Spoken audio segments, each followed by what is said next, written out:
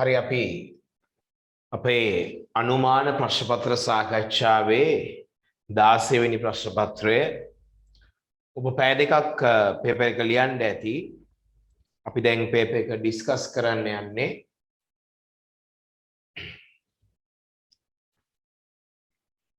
අපි ගමු පළවෙනි එකේ උත්තරේ. ඒකේ අහන්නේ ඇත්තටම තොගේ කපා හැරීම. තොග කපා හැරීම කියද්දී ලාභ ගිණුමට යන ගානයි අහන්නේ. මම ක්‍රම දෙකකට අරගෙන තියෙන උත්තරේ මේ තියෙන එක ක්‍රමයක්. ඒ කියන අයිතමය පිරිවැය 13,000යි සුද්ධ උපලබ්ධියගේ හදාගන්න පේපර් එකේම පැත්තක 15,000න් 6,000ක් ගියාම 9,000යි. එතකොට පිරිවැය 13,000යි සුද්ධ උපලබ්ධියගේ 9,000යි කියන්නේ ඔබ 4,000ක් ලියා හරින්න ඕනේ. B කියන අයිතමේ පිරිවැයට වඩා සුද්ධ උපලබ්ධියගේ වැඩි පැත්තක ලියා ගන්න. 18,000න් 6,000ක් ගියාම 12,000යි. ඒ කියන්නේ පිරිවැය 10,000යි සුද්ධ උපලබ්ධියගේ කීයද? 18,000න් 6,000 ගියාම 12,000යි. සුද්ධ උපලබ්ධියගේ වැඩි නම් අපිට ඒක වැඩක් නැහැ නේ. හරි. ඒකේ කපාරින්න දෙයක් නැහැ. C පිරිවැය 18,000යි සුද්ධ උපලබ්ධියගේ හදා ගන්න පැත්තක 20,000න් 8,000 ගියාම 12,000යි. ඒ අනුව පිරිවැය 18,000යි සුද්ධ උපලබ්ධියගේ 12,000යි කියන්නේ 6,000ක් කපාරින්න තියෙනවා. ඒ අනුව ඔක්කොම ලාභ ගිණුමට කපා හැරෙන වටිනාකම අහන්නේ 10,000යි. මේ පිළිතුරම තව විදියට ගන්න පුළුවන් ඔබට ඕනනම් තොගේ සමස්ත පිරිවැය ගන්න ABC තුනේම පිරිවැය අරගෙන ඊළඟට අයිතම පදනම මත Aට එන ගාන ගන්න. අයිතම පදනම මත Aට එන්නේ අඩු වගේ 9,000යි. B ගේ අයිතම පදනම මත අඩු වගේ එන්නේ 10,000යි. C ගේ අයිතම පදනම මත අඩු වගේ එන්නේ 12,000යි. එතකොට තොගේ සමස්ත පිරිවැය ගත්තා. මෙතන තොගේ සමස්ත පිරිවැය අයිතමෙන් අයිතමේ අඩු වගේ අරගෙන ගියාම ආවේ අයිතම පදනමට 31,000යි. ඒ අනුව එහෙම බැලුවත් තොගේ කපාරින්නේ 10,000. මම කියන්නේ ওই ක්‍රම දෙකටම පුරුදු වෙන්න. මේ ඔබ පන්ති කාමරේ ඉගෙනගෙන ඇති. අපි මේ පේපර් ඩිස්කෂන් එකේදී පාඩමක් නෙමෙයි කරන්නේ.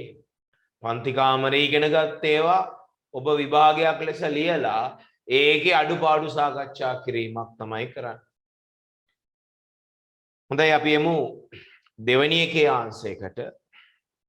මෙතන දෙවෙනි එකේ පළවෙනි එකේ ආන්සර් එකේ අනුව උත්තරේ අංක 5. දෙවෙනි එකට යමු. දෙවෙනි සහ තුන්වෙනි ප්‍රශ්න දෙකටම තොරතුරු ගන්න තියෙන්නේ ඔබට එකම අභ්‍යාසයකින්. බලන්නේ අනුව අහන්නේ අයභාරය කීයද කියලා. අයභාරය කියන්නේ ඇත්තට මෙතන මේ ව්‍යාපාරය සේවා සැපීමක් කරලා තියෙනවා. ඒක තමයි අයභාරය කියන්නේ. සේවා ගිවිසුමකට එළඹුණා 2020 4.1. හැබැයි එදා අපි ලක්ෂයක් ඉල්ල ගත්තා. සමාවන්න 6 ලක්ෂයක් ඉල්ල ගත්තා. සේවා ගිවිසුමට එළඹිලා අපි එදා ගනුදෙනුකාරයාගෙන් 6 ලක්ෂයක් ඉල්ල ගත්තා. හැබැයි අපි සේවාව සපයන්න ගත්තේ 8.1 ඉඳලා මාසිකව. එතකොට මේ වසරේ සේවා ආදායම ලෙස ගන්නේ 8.1 ඉඳලා 3.31ට. මාස 8යි. මේ තියෙන්නේ ඇත්තටම අයභාරය ලෙස ගන්න ඕනි ගාන. මාස 8ක ගාන.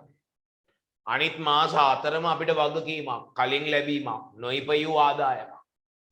එතකොට අපි 6 ලක්ෂයක් ගනුදෙනුකරුගෙන් ඉල්ලගත්ත බව ඇත්ත. නමුත් මාස 8ක ගාන විතරයි අපි ආදායම ලෙස හඳුනාගන්නේ.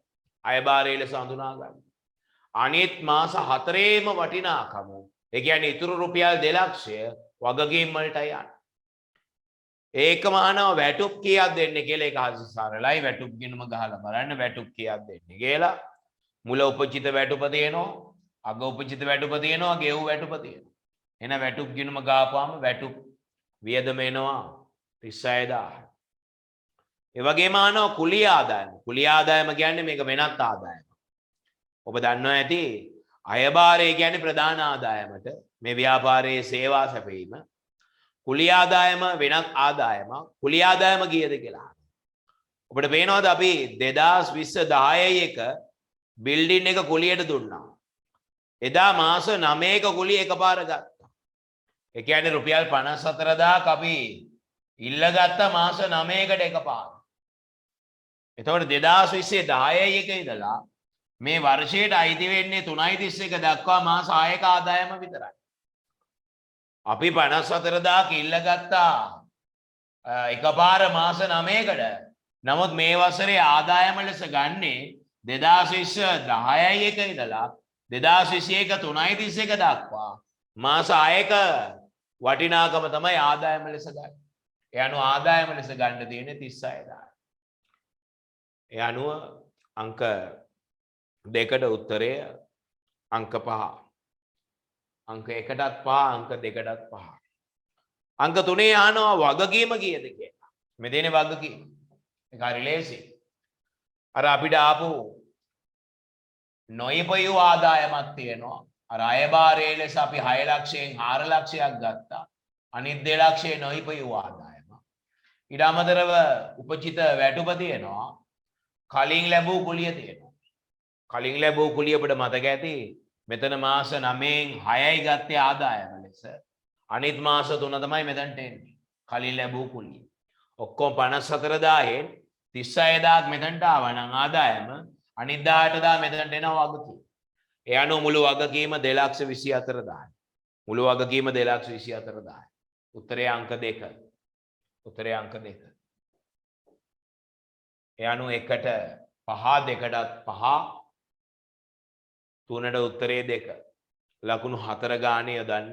දැන් ඔබට පුරුදුයි අපේ පේපර් ඩිස්කෂන්ස් වලට සහභාගී වෙලා ලකුණු දාන විදිය.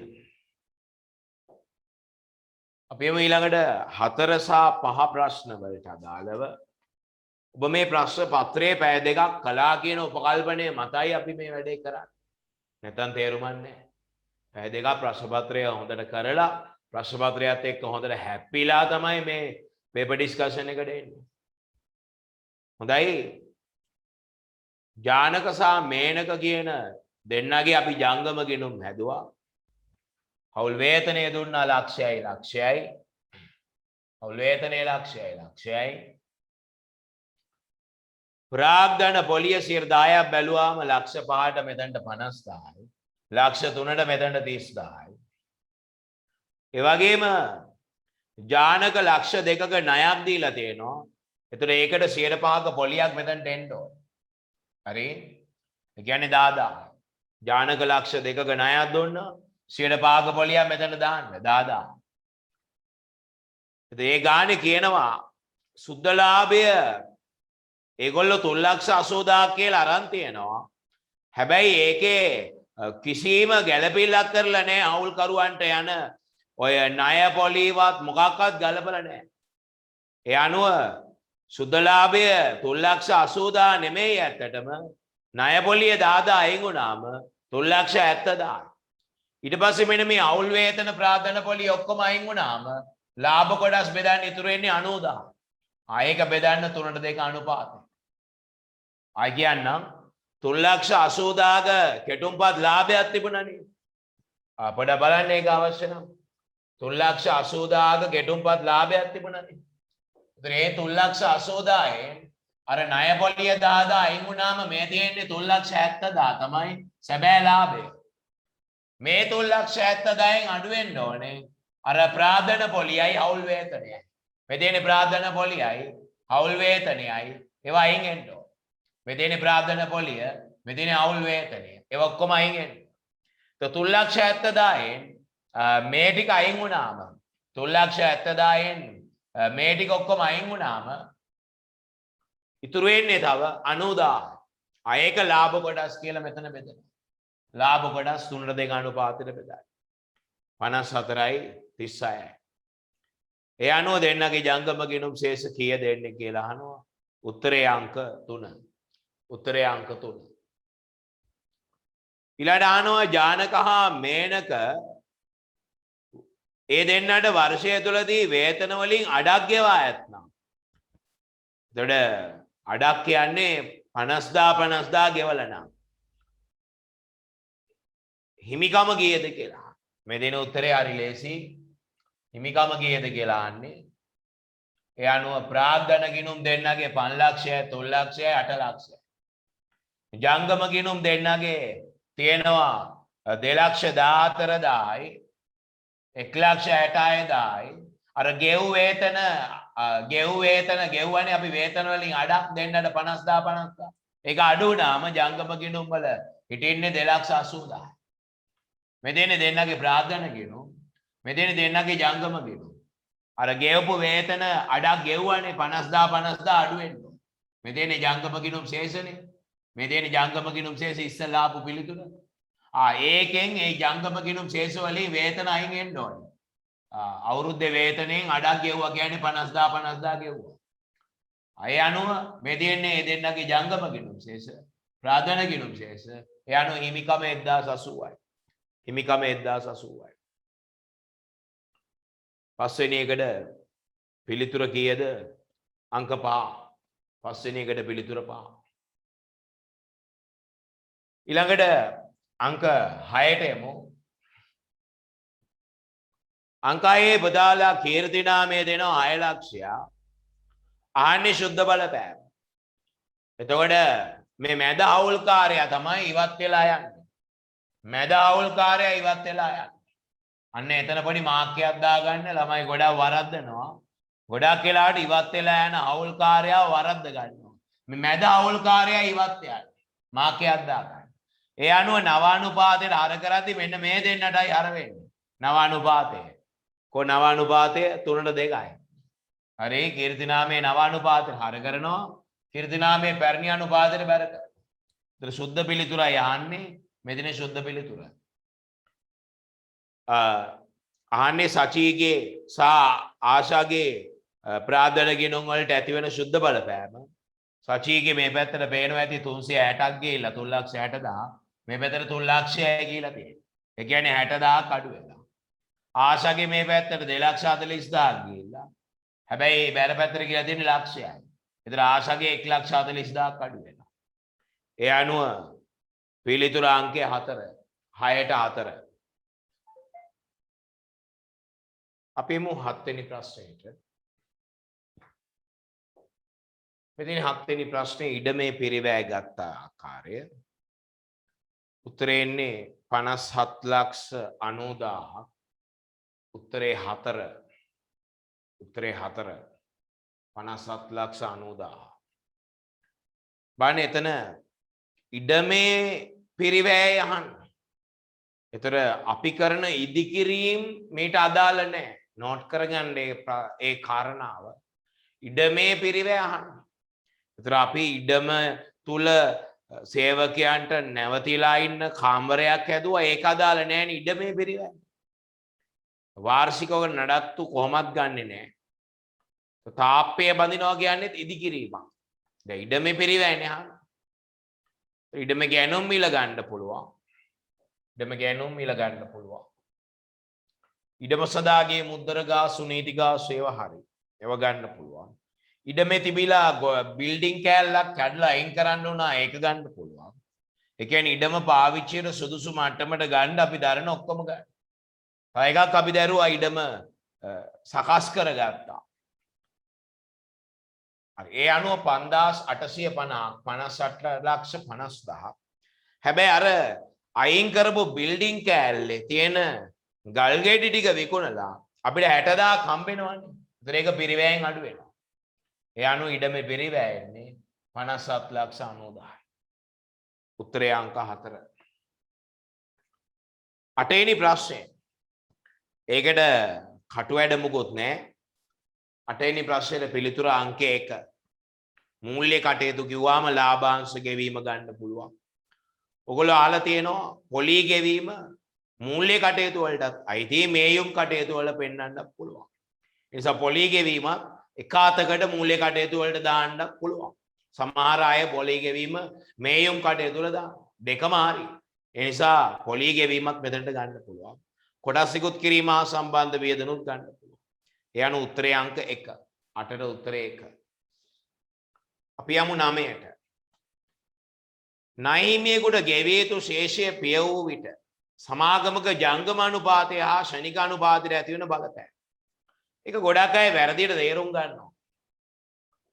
ඒක පුතා ඇත්තටම කටු වැඩක් නම් ඒකට නෑ. නමුත් මම කරලා පෙන්නන්නම් පොඩ්ඩක්. දැන් ඔබ හිතන්න අපේ ජංගම වක්කම් තියනවා කියලා රුපියල් 8 ලක්ෂයක්. ජංගම වගකීම් තියනවා කියන්නකෝ රුපියල් 10 ලක්ෂයක්. දැන් ජංගම අනුපාතය කීයද කියන්නකෝ. ජංගම වත්කම් තියෙනවා 8 ලක්ෂයක්. ජංගම වගකීම් තියෙනවා 10 ලක්ෂයක්. તો ජංගම අනුපාතය 0.8යි. ජංගම අනුපාතය 0.8යි. එතකොට ණයහිමියෙකුට ඔයා මුදල් ගෙවුවාම අපි તો රුපියල් ලක්ෂයක් ගෙවුවා කියලා. ණයහිමියෙකුට ලක්ෂයක් ගෙවුවා මුදල් ජංගම වත්කම අඩු වෙලා ණයහිමි ජංගම වගකීම අඩු වෙනවා. તો දැන් ජංගම වත්කම් තියෙනවා 7 ලක්ෂයක්. ජංගම වගකීම් තියෙනවා 9 ලක්ෂයක්. දැන් ජංගම අනුපාතය කීයද? 7 ලක්ෂයේ බෙදීම 9 ලක්ෂය. 0.77ක් එන්නේ. 0.7යි ගාණක් එන්නේ. එතකොට ණයහිමියෙකුට මුදල් ගෙවුවාම දැන් මෙතන ජංගම අනුපාතය කලින් තිබුණේ කීයද? කලින් තිබුණේ ජංගම අනුපාතය 0.8යි. දැන් 0.7යි. ළමයි හිතනවා ණයහිමියෙකුට මුදල් ගෙවුවාම ජංගම අනුපාතය අඩු වෙනවා කියලා. මේ බලන්නකො අඩු වෙලානේ. නෑ. ඒක අවස්ථානුකූල වෙනස් වෙනවා. දැන් මෙතන ජංගම අනුපාතය එකට වඩා අඩු ඉලක්කමක් නෙතිබුණේ. එතකොට ඇත්තටම ජංගම අනුපාතය තවත් අඩු වෙනවා. හැබැයි එකට වඩා වැඩි ඉලක්කමක් තිබුණොත් ওই කතාව වෙනස්. හරි ඕනනම් මම තව උදාහරණයක් කරන් පෙන්නන්න. එකට වඩා වැඩි අවස්ථාවක්. අපි හිතමු ජංගම වත්කම් තියෙනවා 30 ලක්ෂයක්. ජංගම වගකීම් තියෙනවා 10 ලක්ෂයක්. දැන් ජංගම අනුපාතය කීයද කියන්නකෝ. මෙතන 30 ලක්ෂයයි මෙතන 10 ලක්ෂයයි ජංගම අනුපාතය 3යි. ජංගම අනුපාතය 3යි. අපි හිතමු ණයහිමියෙකුට 5 ලක්ෂයක් ගෙවුවා කියලා. එතන මුදල් ජංගම වත්කම අඩු වෙනවා 5 ලක්ෂයක. ණයහිමි ජංගම වගකීම අඩු වෙනවා 5 ලක්ෂයක. දැන් ජංගම අනුපාතය කීයද එන්නේ? 2500 බෙදීම 500. දැන් ජංගම අනුපාතය 5යි. දැන් ඉස්සෙල්ලා වෙච්ච දේ අනිත් පැත්තම ඉස්සෙල්ලා උනේ ජංගම අනුපාතය එකට වඩා අඩු වෙලා තිබෙනකොට ඉස්සෙල්ලා උනේ ජංගම අනුපාතය ණයහිමියට මුදල් ගෙවුවම අඩු වුණා. නමුත් දැන් බලන්නකෝ ජංගම අනුපාතය වැඩි වෙලා 3 ඉඳලා 5 වෙනකම් වැඩි වෙලා. ඉතින් ඒ නිසා ඒක නිශ්චිතව පැවසිය නොහැක කියලායි උත්තරේ එන්නේ. ඔනෝක වැරදියට තේරුම් ගන්නවා ළමයි. ඒකයි මම පැහැදිලි කළේ ටිකක් වෙලා අරන්. ඒ අනුව 9ට උත්තරේ 4. 9ට උත්තරේ 4. අපි යමු 10ට. මේ තියෙන අංක 10 අහන්නේ ආයෝජන කටයුතු වලට මෙම නිසා ඇති වූ සුද්ධ බලපෑම. උත්තරේ ගත්ත විදිය තේරෙනවද? දේපල පිරියත උපකරණ ගිණුම ගැව්වා. දේපල පිරියත උපකරණ ගිණුම ගැව්වා. ආරම්භක ශේෂයන් නිකම්ම උපකල්පනය කරලා දාගත්තා. මම මේ තරුවක් දාලා තියෙන එකයි මෙතන. පේනවද? ඒක නිකන් උපකල්පනය කරලා දාගත්තා. හරි. නව මෝටර රථයක් මිලදී කියන ඇත කිව්වනේ. ඒක අපි පසුව අවුවේ කියලා නිකන් කොටුවක් වගේ දාගත්තා. මුදල් දීලා නව උපකරණයක් මිලදී කියන ඇත. ඒක අපිට වැදගත් නේ මුදල් ප්‍රවාහවලදී. හරි. ඒකේ ඉලක්කම දීලා නෑ අපි නිකන් කොටුවක් දාගත්තා. එදිනම රුපියල් 80000ක ලාභයක් සහිතව කාර්යාල උපකරණයක් 2,50,000කට අපිට මුදලට විකුණා. එතන විකුණා ලද මුදල මේ පැත්තට ආවා. ලාභය මේ පැත්තට ආවා. ඊළඟ වර්ෂයේ ෂේ වීම. පුතාලා දන්නවා සමුච්චිත ෂේ ගිණුමක් අපි යූස් කරන්නේ නැති අවස්ථාවක් මෙතන තියෙන්නේ. එතන මේක ඇතුලේ තමයි ඔක්කොම යන්නේ. විකුණා ලද මුදල යන්නේ, ලාභය යන්නේ, ෂේ යන්නේ ඔක්කොම යන්නේ මේක ඇතුලේ. ධාරණ වටිනාකම 2 ලක්ෂයකින් වැඩි වී අපි මෙතන උපකල්පනය කළේ දස ලක්ෂය නම් මෙතන දාන්න 2 ලක්ෂයකින් වැඩි කරලා 12 ලක්ෂය. මෙතන ඔයා 20 ලක්ෂයයි කියලා ලිව්වා නම් මෙතන දාන්න 2 ලක්ෂයක් වැඩි කරලා 22 ලක්ෂයයි කියලා. මම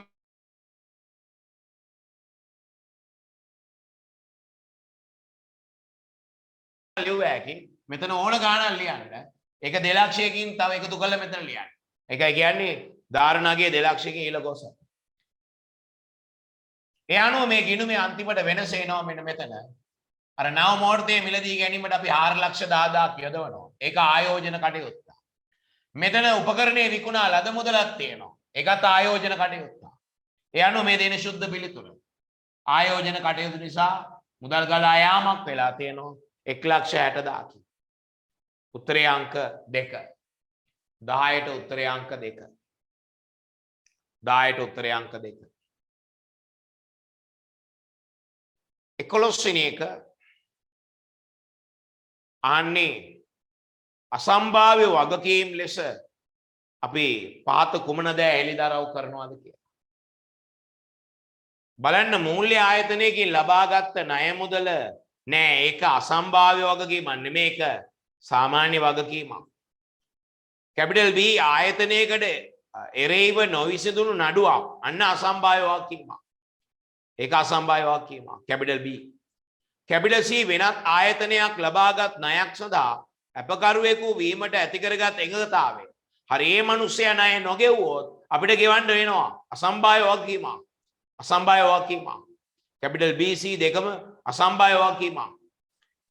කැපිටල් D ඇවිල්ලා බැංකු අයිරාව එක සාමාන්‍ය වගකීමක් අසම්භාව්‍ය වගකීමක් නෙමෙයි. කැපිටල් E භාණ්ඩ අලෙවි කිරීමේදී ඒවායේ දෝෂ වෙනුවෙන් ලබා දෙන ප්‍රතිඥාභාරය. ඒ කියන්නේ භාණ්ඩයේ දෝෂයක් තිබුණොත් අපිට අදලා දෙන්න වෙනවා. අන්න අසම්භාව්‍ය වගකීමක්. ඒ අනුව B C සහ E B C සහ E 11ට පිළිතුර අංකය 3. B C සහ E 11ට පිළිතුර අංකය 3. තේරුම් ගන්න ඕනේ ඔය අසම්භාව්‍ය වගකීම් වලින්ම තමයි ප්‍රතිපාදනය කියන එක මතුවෙන්නේ. ඔය විශේෂඥයෙක් ලෝයර් කෙනෙක් වගේ කෙනෙක් ටෙක්නීෂියන් කෙනෙක් වගේ කෙනෙක් අපිට අගේ තක්සේරු කරලා දුන්නෝ. ඒකම තමයි පස්සේ ප්‍රතිපාදනයක් බවට පත් වෙන්නේ. අසම්භාව්‍ය වගකීමම තමයි පස්සේ ප්‍රතිපාදනයක් බවට පත් වෙන්නේ. ඔය ලෝයර් කෙනෙක් ටෙක්නීෂියන් කෙනෙක් වගේ ඒ විෂය දන්න කෙනෙක් අපිට අගේ තක්සේරු කරලා දුන්නෝ. ඒක මතක ඇති. හොඳයි 12 වෙනි ප්‍රශ්නය. 12 වෙනි ප්‍රශ්නේ අහන්නේ ගලපන සිද්ධිය ලෙස ගන්නෙ මොනවද කියලා. බලන්න කැපිටල් A කොහොමත් ගලපන සිද්ධියක් නෙමෙයි.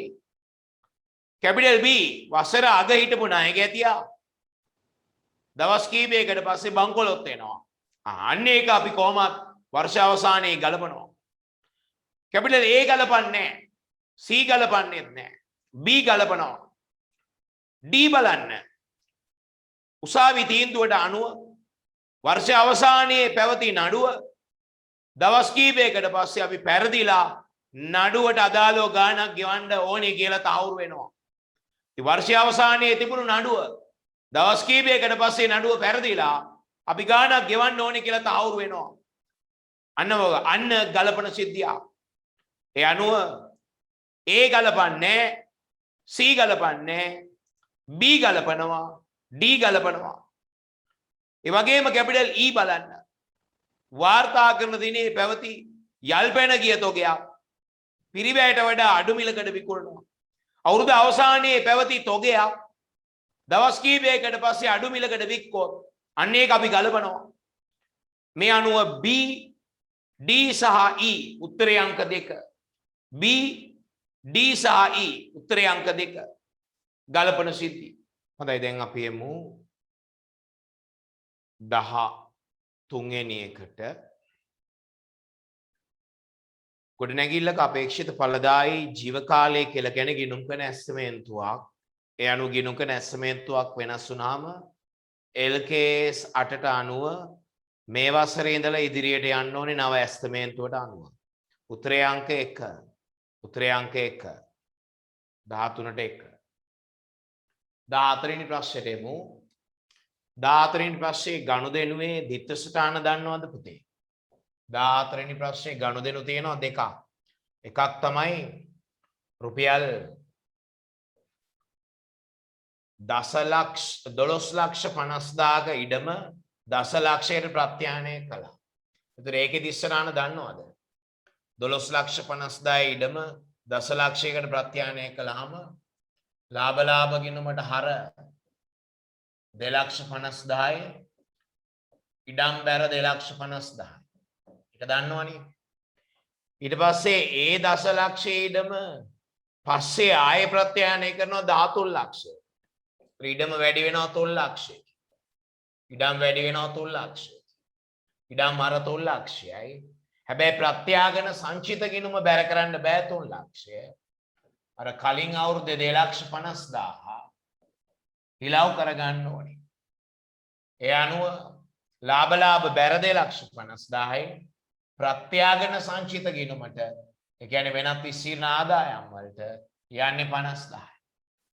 ඒ අනුව මෙන්න මේක ඇසුරු කරගෙන තමයි ඔබ පිළිතුර හොයාගන්න ඕනේ. 2020 සිද්ධිය අලාභයක් නැත්නම් වියදමක් ලෙස හඳුනා ගන්නවා 2,50,000.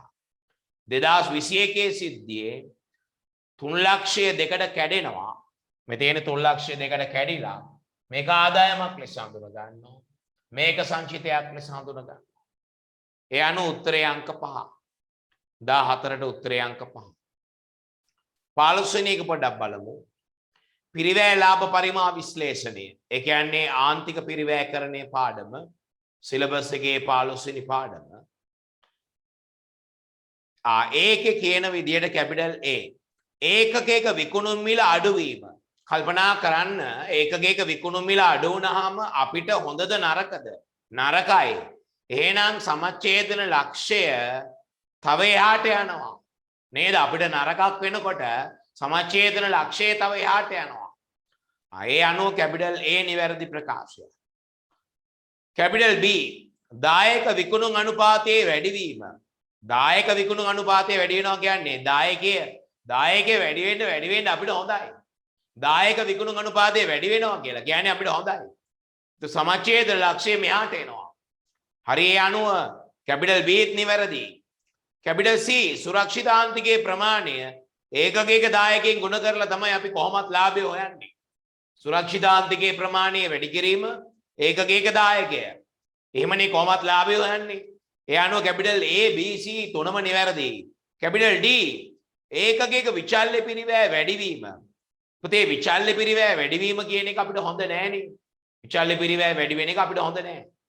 එතකොට විචල්්‍ය පිරිවැය වැඩි වෙනකොට අපේ සමච්ඡේදන ලක්ෂය මෙහාට එන්නේ නැහැ, තව එහාට යනවා. අපිට හොඳ නෑනේ. විචල්්‍ය පිරිවැය වැඩි වෙනවා කියන්නේ අපිට එච්චර හොඳ නෑ.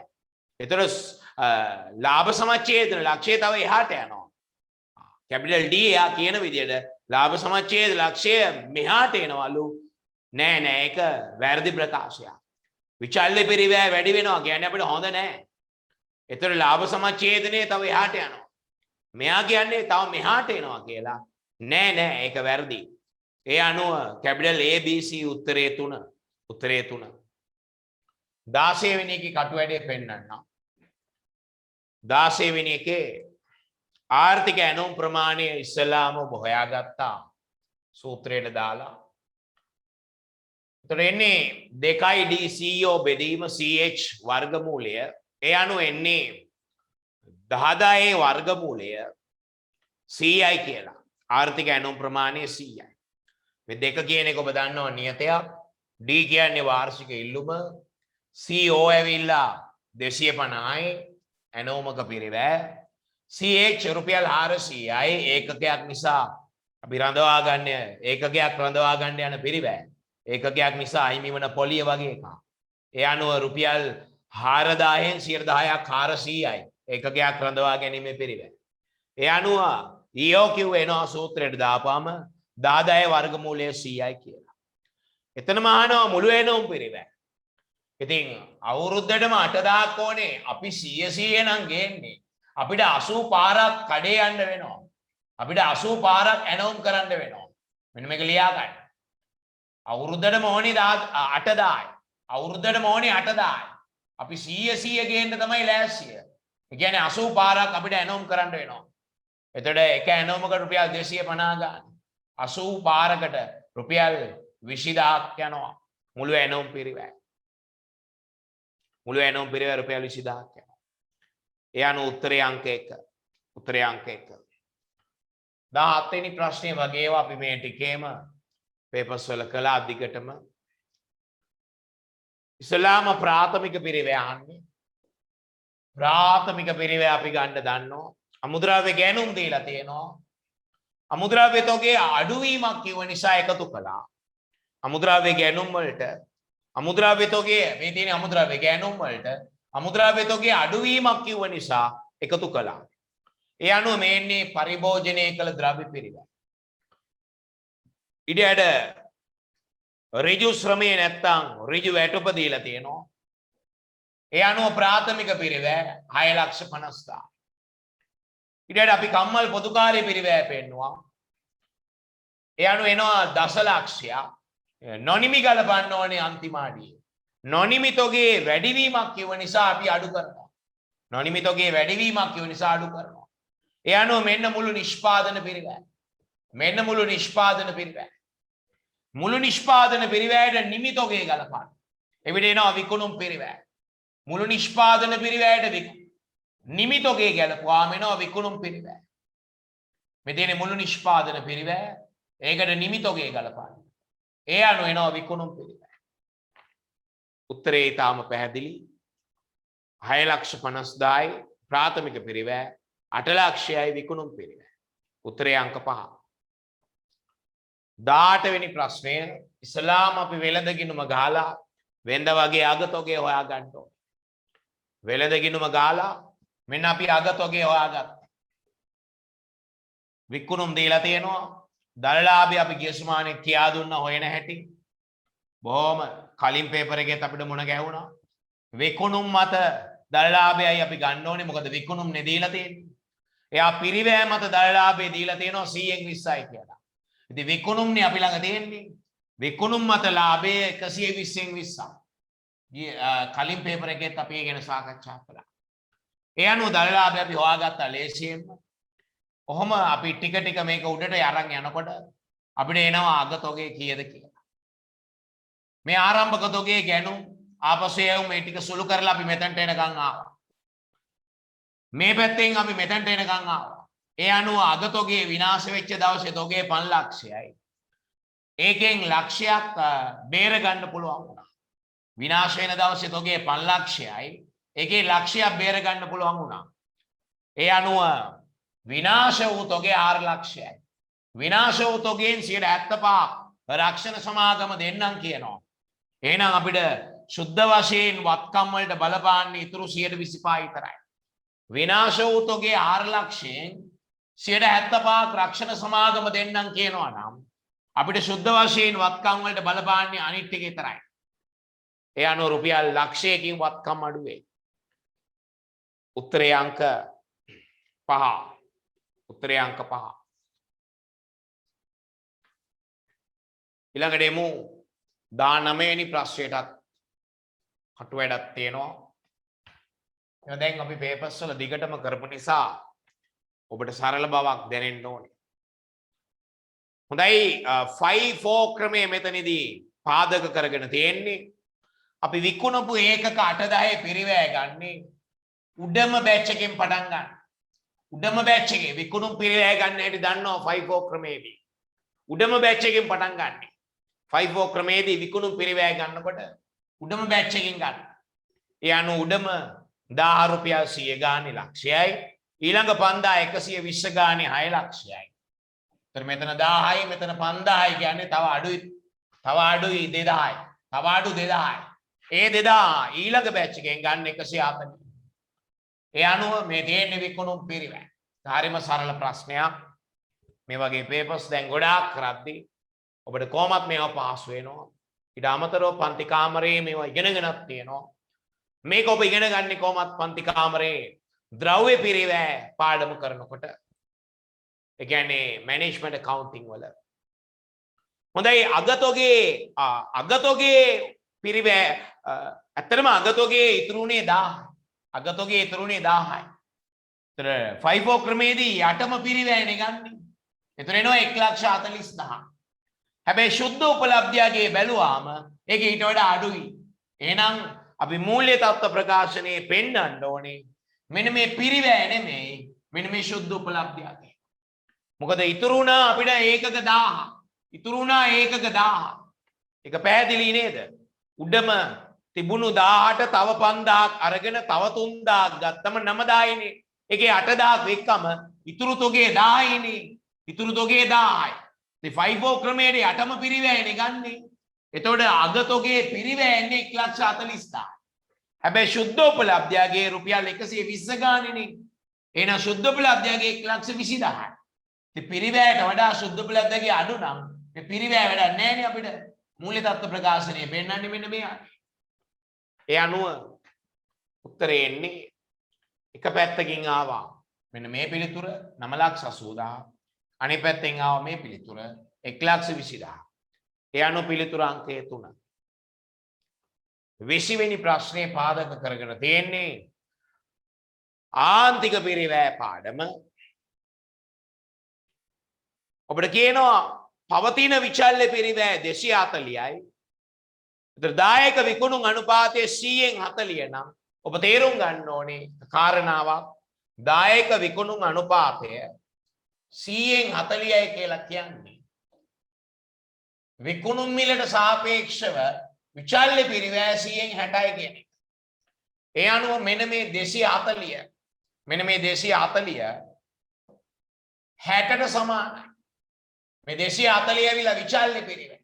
දායකයේ 100න් 40 නම් විචල්්‍ය පිරිවැය 100න් 60ක් වෙන්න බෑ. ඒ අනුව මෙන්න මේ විචල්්‍ය පිරිවැය 60ට සමානයි. ඒක 60න් බෙදලා 100න් වැඩි කළාම එනවා පවතින විකුණුම් මිල. මේ තියෙන්නේ පවතින විකුණුම් මිල.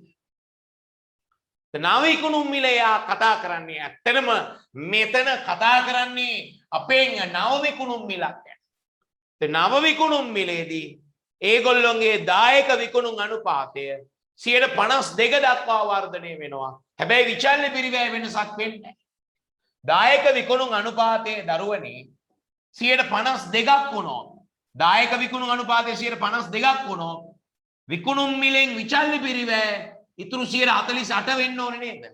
ඒ කියන්නේ මේක තේරුම් ගන්න 48ට සමානයි. නව තත්ත්වයට යටතේ. නව තත්ත්වයට යටතේ දායක විකුණුම් අනුපාතය 100න් 52 නම් විකුණුම් මිලෙන් දායකයේ 100න් 52 නම් විකුණුම් මිලෙන් විචල්්‍ය පිරිවැය 148ක් වෙන්න එපා. ඒතර නව තත්ත්වයට යටතේ මෙන්න මේ විචල්්‍ය පිරිවැය 48ට සමානයි. එයා කියනවා විචල්්‍ය පිරිවැය නොවෙනස්ව තබා ගන්නවා කියලා. ඒතර විචල්්‍ය පිරිවැය නව තත්ත්වයට යටතේ 48ට සමානයි. මේක 48න් බෙදලා 100න් වැඩි කළාම එනවා නව විකුණුම් මිල.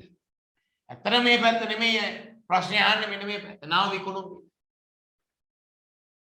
ඉතින් ටික පොඩි වටයක් එක්කගෙන ගිහලා තමයි ප්‍රශ්නේ අහන්නේ. හරි ප්‍රශ්නේ බලාගෙන යනකොට ඔබට පස්සේ තේරෙයි මේ පැත්ත නෙමෙයි අහලා තියෙන්නේ මේ පැත්ත. හරි ඒ අනුව උත්තරේ අංක 5. උත්තරේ අංක 5. හොඳයි 21 වෙනි ප්‍රශ්නේ ඉතා සරල ප්‍රශ්නයක්. 21 වෙනි ප්‍රශ්නය. පිළිතුර අංකය 5. අනුසීහුම් සංකල්පය නැත්නම් ගැළපුම් සංකල්පය තමයි බලපාන්නේ ඔය වගේ ඉතා සියුම් වියදම් වලට. ලිපි ද්‍රව්‍යයේ පාවිච්චි කරපු ගාන වියදම ඉතිරි වෙච්ච ගාන වත්කම. ඔය වගේ ඉතා සියුම් වියදම් ගැන උගන්වන්නේ ගැළපුම් සංකල්පය හේවත් අනුසීහුම් සංකල්පය. උත්තරේ අංක 5. 22 ඉතාම සරල ප්‍රශ්නයක්. අපි ප්‍රත්‍යාගරණය කිරීමෙන් උල්ලංඝනය වෙන ලක්ෂණය. ඔබ දන්නවා ප්‍රත්‍යාගරණය කිරීමෙන් අපි රැකගන්නේ අදාළතාවය උල්ලංඝනය වෙන්නේ විශ්වාසනීය නියෝජනය. උත්තරේ අංක 3. ප්‍රත්‍යාගරණය කිරීමෙන් උල්ලංඝනය වෙනවා අපේ අතින් විශ්වාසනීය නියෝජනය. උත්තරේ අංක 3. අංක 23ට නම් කටු වැඩක් කරනවා.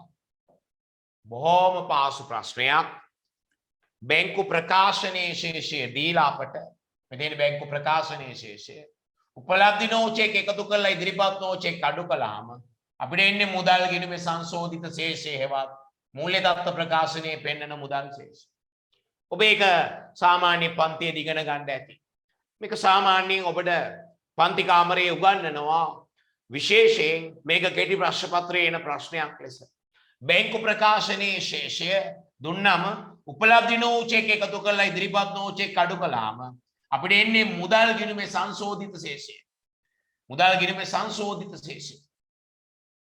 ඔය මෙතනදී බැංකු ගාස්තු වගේ ඒවා වැඩක් වෙන්නේ නැහැ. බැංකු ගාස්තු වගේ ඒවා වැඩක් වෙන්නේ නැහැ. හරි?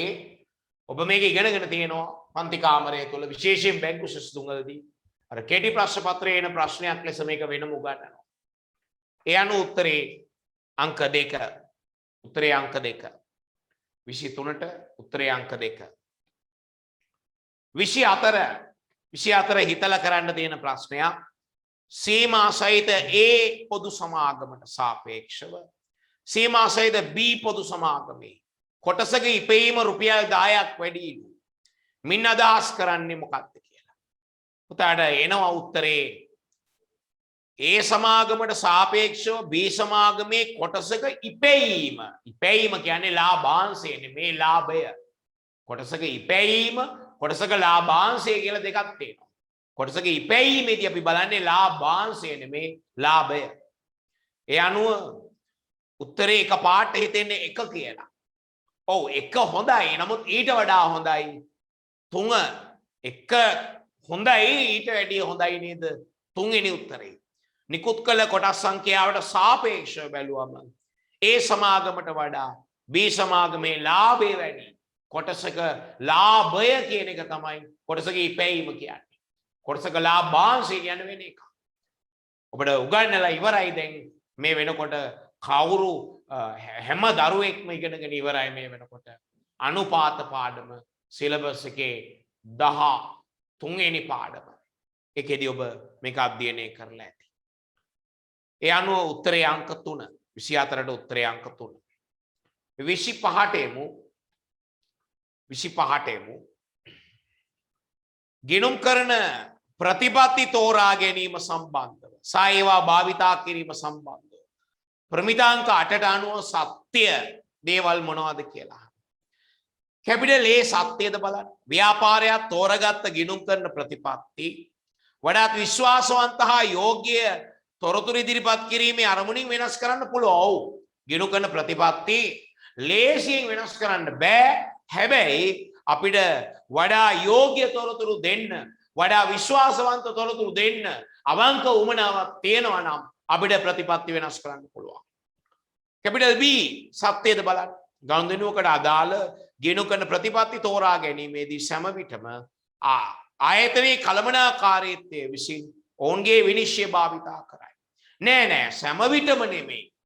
ඔබ දන්නවා ප්‍රමිතියක් මගින් අපිට ගයිඩන්ස් එකක් දීලා නැත්නම් ප්‍රමිතියක් මගින් අපිට මඟ පෙන්වීමක් දීලා නැත්නම් තමයි කළමනාකාරීත්වයේ විනිශ්චය භාවිතා කරන්නේ. මෙයා කියන්නේ ඔබ අන්ඩර්ලයින් කරන සෑම විටම කළමනාකාරීත්වයේ විනිශ්චය නෙමෙයි භාවිතා කරන්නේ. ප්‍රමිතියක් නැති වෙලාවට තමයි කළමනාකරුවන්ගේ විනිශ්චය අනුව අපි කටයුතු කරන්නේ. ඒ අනුව කැපිටල් B නම් වැරදි. කැපිටල් C ව්‍යාපාරික ගිණුම් කරන ප්‍රතිපත්ති හෙළිදරව් කිරීම අත්‍යවශ්‍ය වේ. ගිණුම් කරන ප්‍රතිපත්ති හෙළිදරව් කිරීම අත්‍යවශ්‍ය වේ.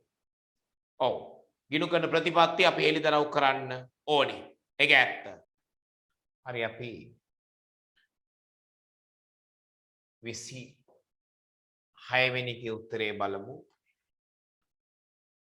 26 වෙනි එකේ මුළු රඳවා ගැනීමේ පිරිවැය. ඒ කියන්නේ CH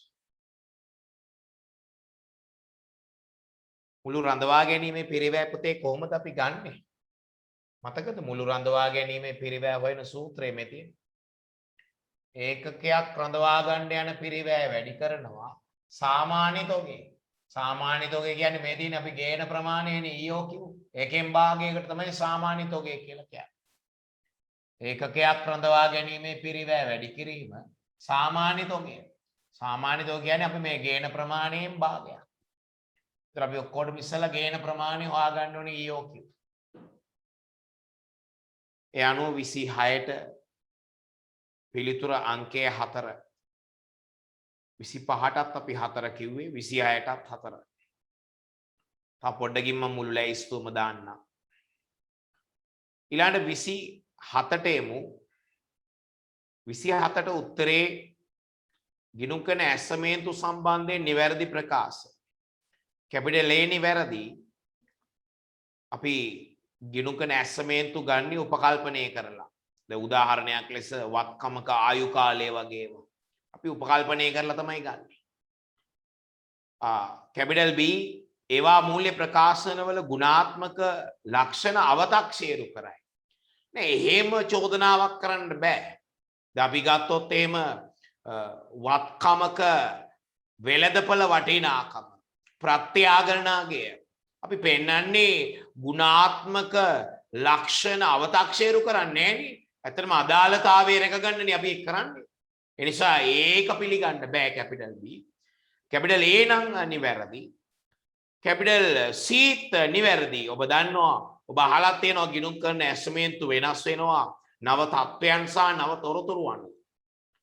ඒක ඔබ ප්‍රමිතාංක 8 යටතේ අහලා තියෙනවා. ගිණුම් කරන ඇසමේන්තු වෙනස් වෙනවා නව තොරතුරු සහ නව තත්ත්වයන් හේතු කොටගෙන. ඒ අනුව කැපිටල් C නිවැරදි. කැපිටල් D කොහොමත් නිවැරදි. ඒ අනුව A C සහ D උත්තරේ අංක 5. උත්තරේ අංක 5. 28 29 රුපියල් මිලියන වලින් කරලා ගන්න ගාන. මේ තියෙන්නේ 28ට පිළිතුර ඉස්සෙල්ලාම. ඔබ ඉස්සෙල්ලාම මේ බෝඩ් එක කියන්නේ ස්ක්‍රීන් එක දිහා බලන්න ඉස්සෙල්ලා ප්‍රශ්නේ ආයි එකපාරක් හොඳට බලන්න. පළවෙනි අවුරුද්දේ ඔබට පේනවාද ආදායම 70000ට වඩා වියදම වැඩි 100ක්. ඒ අනුව රඳවාගත් ඉපැයීම් තියෙනවා පළවෙනි අවුරුද්දේ ඍණ 30ක්. පළවෙනි අවුරුද්දේ රඳවාගත් ඉපැයීම් තියෙනවා ඍණ 30ක්. එතකොට සාකෝ ප්‍රාග්ධනයේට රඳවාගත් ඉපැයීම් ඍණ 30 එකතු වුණාම මේ තමයි හිමිකම. මේ තමයි හිමිකම. ඒ අනුව හිමිකම තියෙනවා නම් ඔබ ළඟ මුළුවත්කම් දීලා තියෙනවා නම් 95යි කියලා. මෙන්න වෙනස වගකීම්. මෙන්න මේ හිමිකම දීලා තියෙන හිමිකම ඔබ දැන් දන්නවා. මේ තියෙන හිමිකම 70යි. හිමිකම මිලියන 70යි. මේ තියෙන හිමිකම වත්කම් දීලම තියෙනවා. එහෙනම් මෙතන වෙනස වගකීම් මිලියන 25යි. ඊළඟ 2021 දැන් මේක ඇවිල්ලා 2020 ඈ මේක 2020 මේ 29 වෙනි ප්‍රශ්නේ 2021 2021ට එනකොට ඔබ ඉස්සෙල්ලාම තේරුම් ගන්න ඕනේ අර රඳවාගත් ඉපෙවුම් ඍණ 30 ඊළඟ අවුරුද්දට එන්න ඕනේ පේනවද ඊළඟ අවුරුද්දේ ආදායම් වලින් වියදම් ඔක්කොම ගියාම බදුත් එක්කලා මේ තියෙන වර්ෂයේ ලාභය මේ රඳවාගත් ඉපෙවුම් ගිය අවුරුද්දෙන් ආපු ඍණ 30 මේ ගෙවු ලාභාංශ ඒ අනුව මෙන්න රඳවාගත් ඉපෙවුම් වල අගශේෂ අය කියන්නම් මේ තියෙන්නේ ගිය අවුරුද්දෙන් ආපු රඳවාගත් ඉපෙවුම් පළවෙනි අවුරුද්දේ ඍණ 30 මේ අවුරුද්දේ ලාභය ආදායම් බදුත් අඩු වුණාට පස්සේ ලාභයනේ අපි ගන්නෙ රඳවාගත් ඉපෙවුම් වලට මේ ලාභය මෙතන ගෙවු ලාභාංශය ඒ අනුව මෙන්න අග රඳවාගත් ඉපෙවුම් මෙන්න සාකෝ ප්‍රකාශිත ප්‍රාග්ධනය 100යි රඳවාගත් ඉපෙවුම් 10යි ප්‍රත්‍යාගන සංචිතයක් දෙනවා 15යි ඒ අනුව ඔබෙන් ආන්නේ හිමිකම කීයද කියලා මිලියන 125යි 28ට උත්තරේ ආවේ 4 29ට උත්තරේ 3 28ට 4 29ට 3 ඊළඟට 30 වෙනි ප්‍රශ්නේ 30 වෙනි ප්‍රශ්නේ බලන්න ඔබට ලාභයක් දීලා තියෙනවා කෙටුම්පත් ලාභයක් රුපියල්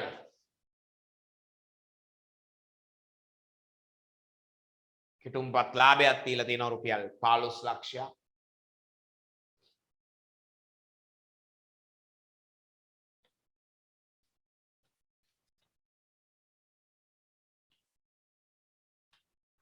ඒ වගේම තොගේ දීලා තියෙනවා 24 ලක්ෂයක් ඔබට පේනවා ගානේ කියනවා ඔය අගතොගේට ලොකු වින්නැහියක් වෙලා තියෙනවා අගතොගේට මොකක්ද වෙලා තියෙන්නේ වින්නැහි ඔබට පේනවද මේ අගතොගේ යල් පැනලා තියෙන්නේ මේ අගතොගේ යල් පැනලා තියෙන්නේ ඒකේ හරියටම 150ක් අපිට වටින්නේ ඇත්තටම අපි බින්දු 3 අයින් කරලා කියන්නම් 1100යි ඒකෙනුත් විකුණුම් වියදම අයින් කළාම වටින්නේ 800යි. ඔබට පේනවද ඒක? මෙන්න මේ තොගය. මෙන්න මේ තොගය. වටින්නේ 1100යි ඒකෙනුත් වියදම් අයින් කළාම 300ක් වටින්නේ 800යි. ඉතින් මේ තොගය මෙන්න මේ තොගය වටින්නේ 800 නම් 400ක් කපාරින්න ඕනේ. ලාභ ගිණුම හර ලාභයෙන් අඩු වෙනවා 400ක් කපා යනකොට. ලාභයෙන් අඩු වෙනවා 400ක්. 400ක් කපාරන. මොකද මෙන්න මේ තොගය වටින්නේ 800 නම් 400ක් කපාරිනවා. අලාභයක් ලෙස. අනිත් තොගය මුළුමනින්ම කපාරිනවා. ඒක ගන්නම දෙයක් නෑ. ඒක මුළුමනින්ම කපාරිනවා. ලාභ හර. ඒක මුළුමනින්ම කැපිලා යනවා. ඒ අනුව ඔබේ නිවැරදි ලාභය එන්නේ 13400යි. නිවැරදි ලාභය එන්නේ 13400යි. ඊට අමතරව තොගේ ඉතුරු වෙන්නේ මේක සම්පූර්ණයෙන්ම කැපිලා ගියා. මේකේ 400ක් කැපිලා ගියා. 800යි තොගේ ඉතුරු වෙන්නේ. 800යි තොගේ ඉතුරු වෙන්නේ. මෙන්න නිවැරදි ලාභය 13400යි. මෙන්න ඉතුරු වෙන අන්තිමට තොගය 800යි. ඒ අනුව උත්තරේ කීය දෙන්නේ? 5. උත්තරේ 5. හොඳයි. අපි දැන් ඔබට මෙතෙක් ආපු උත්තර ටික පෙන්නන්න.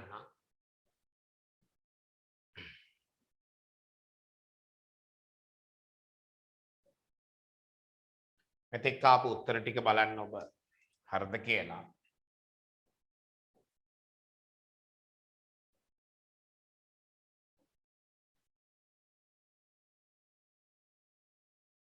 මේ තමයි එකේ සිට 30 දක්වා ලකුණු 4 ගානේ ඔබ දෙන්න ඕනේ. හොඳට බලන්න ඔබ අවශ්‍ය නම් ලියා ගන්න. කොහේ හරි කොලයක එකේ සිට 30 දක්වා පිළිතුරු. දැන් මෙතන වැදගත් වෙන්නේ පිළිතුරට වඩා පිළිතුරේ සාකච්ඡාව. බොහෝ අය ප්‍රතිචාර දක්වනවා අපේ වැඩපිළිවෙල පිළිබඳව.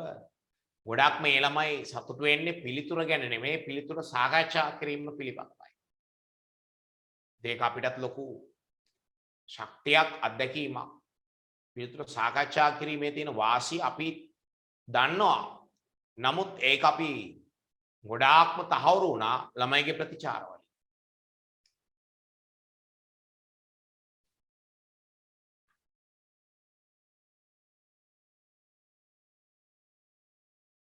දෙමු එහෙනම් 31 වෙනි ප්‍රශ්නය.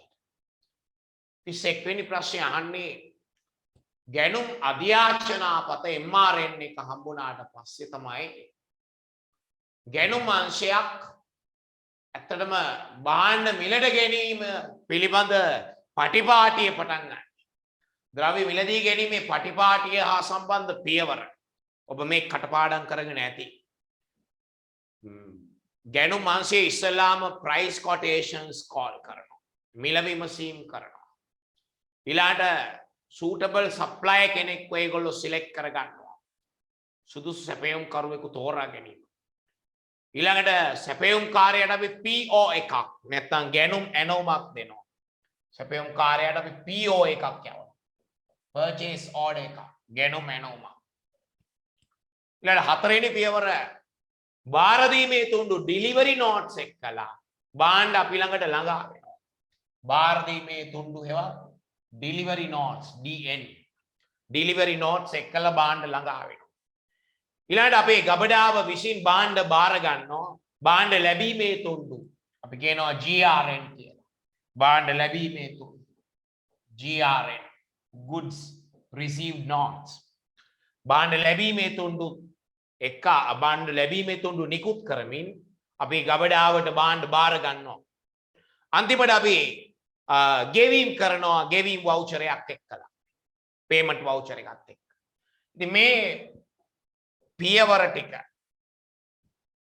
ගැනුම් අංශය Tamanට MRN එක ලැබුණාට පස්සේ ද්‍රව්‍ය මිලදී ගැනීම සඳහා ද්‍රව්‍ය මිලදී ගැනීමේ ගැනුම් අධ්‍යාචනාපත හම්බුණාට පස්සේ ඒගොල්ලෝ මේ අනුගමනය කරන ද්‍රව්‍ය මිලදී ගැනීමේ පටිපාටිය මේ කටපාඩම් කරගන්න. ලකුණු දෙනකොට එකක් හරිනම් එක ගානේ උපරිම හතරක් දෙන්න. එකක් හරිනම් එක ගානේ අපිට පේනවා ඇති මෙතන මම කියලා තියෙනවා. උපරිම හතරක් දෙන්න. හොඳයි අපි 32 වෙනි ප්‍රශ්නයට යමු.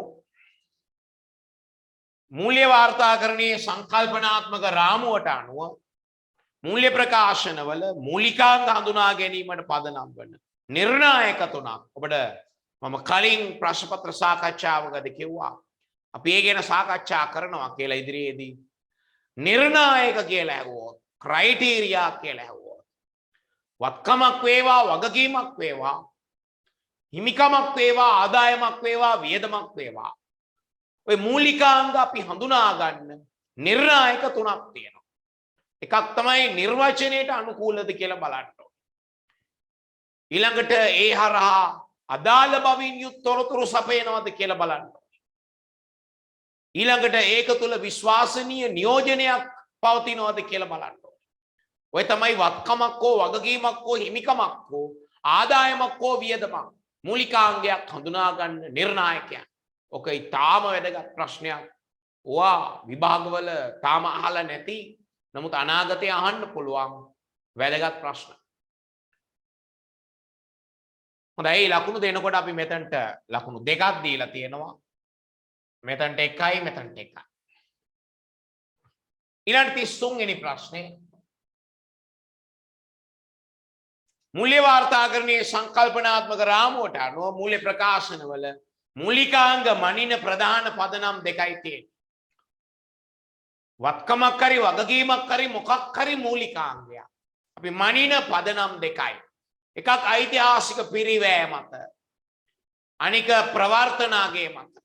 ප්‍රවර්තනාගේ කියන්නේ ඔයගලන්ගේ වයසට අනුව නම් නිකන් ඔබ හිතන්නකෝ වෙළඳපළාගේ කියලා. ප්‍රවර්තනාගේ කිව්වම තුනක් තියෙනවා.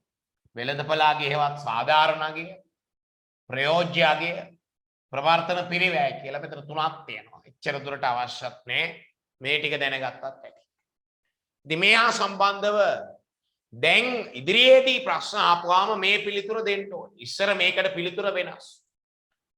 2018 දක්වා මේකට දුන්නු පිළිතුර වෙනස්. දැන් දෙන පිළිතුර තමයි මේ මම දීලා තියෙන්නේ ස්ක්‍රීන් එකේ. ඒක හරියටම පාඩම් කරගන්න. අපි මූලිකාංග මිනුම් කරන ප්‍රධාන පදනම් දෙක. ඓතිහාසික පිරිවැය මත හෝ ප්‍රවර්තනාගේ මත. ලකුණු දෙක දෙන්න. දිගටම ලකුණු 4 ඒවා තමයි දුන්නේ. ඊළඟ 34 වෙනි ප්‍රශ්නේ තා ජනප්‍රිය සරල ප්‍රශ්නයක්. ලාභය අපි හොයාගත්තා.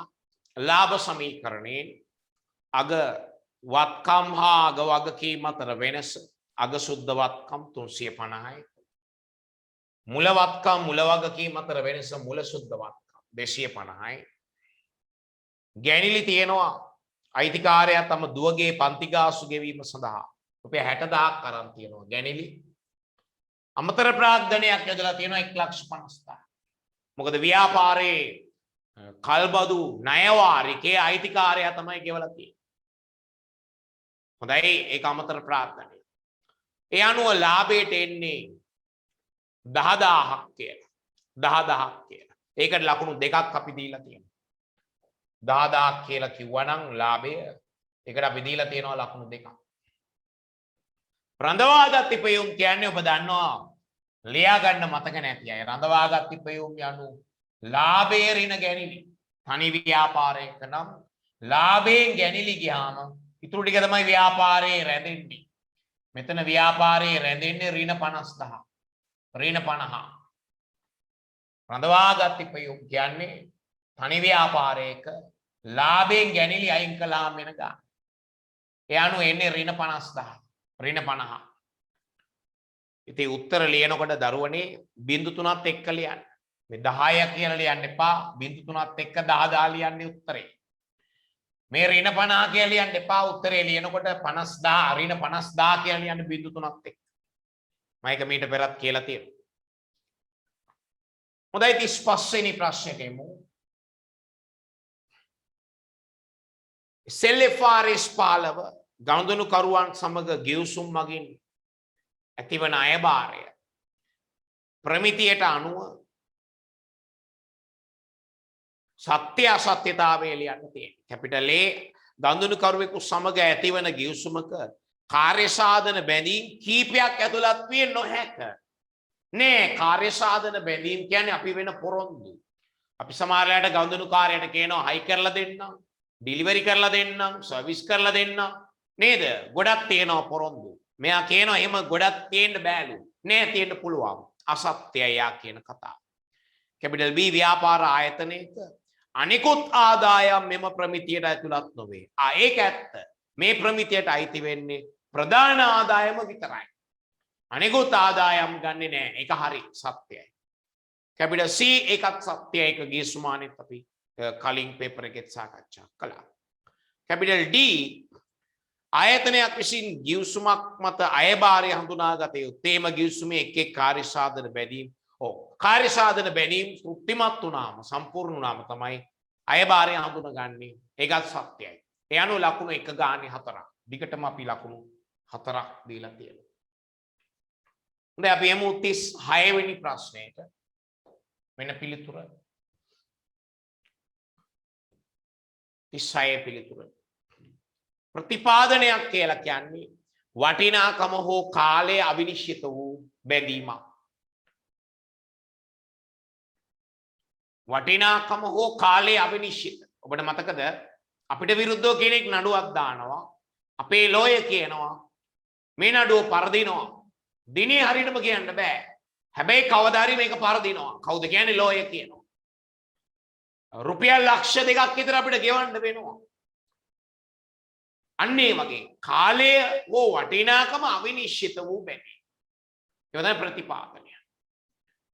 අපි වොරන්ටි දෙනවා. අපේ ටෙක්නීෂියන් කියනවා මේවා කැඩිලා අපිට හදලා දෙන්න වෙනවා. මෙච්චරක් විතර දල වශයෙන් යයි.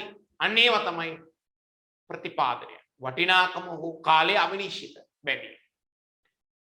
හොඳයි ලකුණු 4ක් ඒ සඳහා අපි දීලා තියෙනවා. ඊළඟට 37 වෙනි ප්‍රශ්නෙට එමු. උත්තරේ නිකන් ලකුණු දාගත්තත් ඇති ඒකේ කියා දෙන්න දෙයක් නෑ. අයිතිකාරයා මුදල් ගැනීම කළාම මුදල් ගෙවීම් ජර්නලය හරහා යන්නේ ගෙවීම් වවුචරය.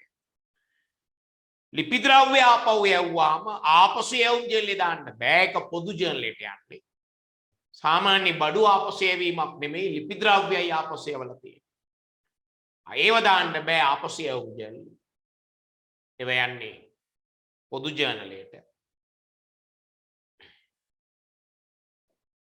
සුළු නිවැරදි කිරීමක්. අපි මේ වචන දෙක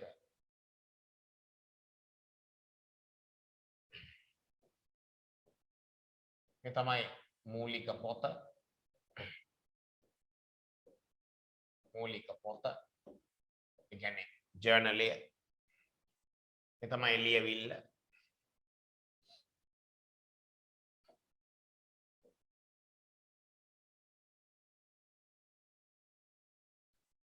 अंक 2 ජර්නලය මූලික පොත පොදු ජර්නලය ලියවිල්ල ජර්නල් වවුචරය ලකුණු 1යි. अंक 3 බැංකු ගාස්තු. බැංකු ගාස්තුත් ඇත්තටම යන්නේ පොදු ජර්නලය හරහා. බැංකු ගාස්තුත් යන්නේ පොදු ජර්නලය හරහා. මේක දෙපැත්ත මාරු වෙන්න ඕනේ. පොදු ජර්නලය ඒකත් ජර්නල් වවුචරය ලියවිල්ල. ප්‍රතිඥාභාර වෙන් කිරීමත් ඒ වගේමයි.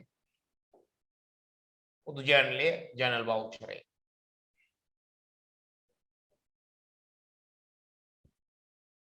ඒ විදිහමයි. පිළිතුර ස්ක්‍රීන් එකේ පෙන්වනකොට දෙපැත්ත මාරු වෙලා තියෙන්නේ. ඒක ඔබට තේරෙනවා කොහොමද? හොඳයි. ලකුණු 1 ගානේ 4ක් දෙන්න. 38 වෙනි ප්‍රශ්නෙට එමු. 38 වෙනි ප්‍රශ්නේ.